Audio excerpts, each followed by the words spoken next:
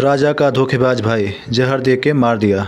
राजा बहुत दयालु था, लेकिन उसकी दयालुता ही उसकी दुश्मन बन गई और किसी तरह उसकी पुत्री ने उसके पिता की मौत का बदला लिया।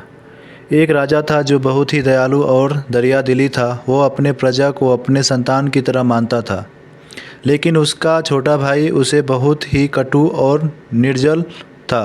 राजा अपनी कर्मों से दूर दूर तक प्रसिद्ध थे। ये बात उसके छोटे भाई को हजम नहीं हो रही थी, तो उसने उन्हें मारने की योजना बनाने लगा।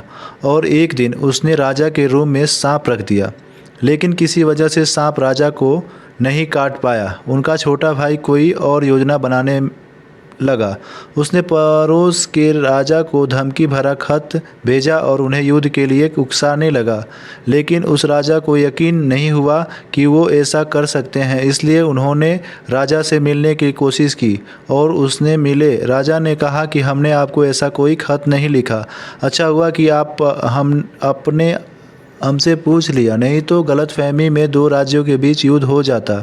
राजा का भाई फिर से अपनी योजना में नाकाम रहा, लेकिन उसने हार नहीं मानी और एक दिन खीर में जहर मिला के उन्हें खिला दिया और सुबह उनकी मौत हो जाती है। राजा का और भाई गद्दी पे बैठ जाता है और लोगों पे जुल्म करना शुरू कर दिया।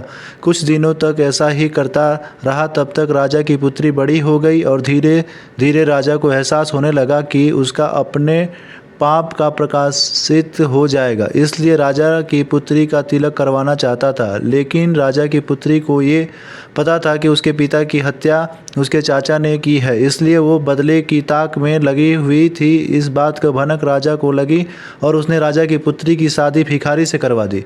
शादी के बाद राजकुमारी इधर उधर भटकने लगी, क्योंकि भिखारी के पास कोई घर था। वो जंगल में ही यही भटक रहे थे कि अचानक भिखारी एक पेड़ से टकरा गया और उसका पूरा भेष एक राजकुमार की तरह हो गया। दरअसल वो बहुत बड़ा राजा था, लेकिन एक दिन जब वो शिकार पे निकला तो उसकी जंगल में एक पेड़ से टकरा गया था, जिससे उसके श्राप लगा था।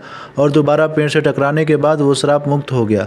वो राजकुमारी को अपने महल ले गया। फिर राजकुमारी ने उसको बात बताई। उस राजा ने उसके चाचा के राज्य पे हमला कर दिया और उनको पराजित करके राजकुमारी के पास ले आया। वो बहुत गिड़गिड़ाने लगा, इसीलिए राजकुमारी ने उसे माफ़ कर दिया और उसका राज्य उसको लौटा दिया।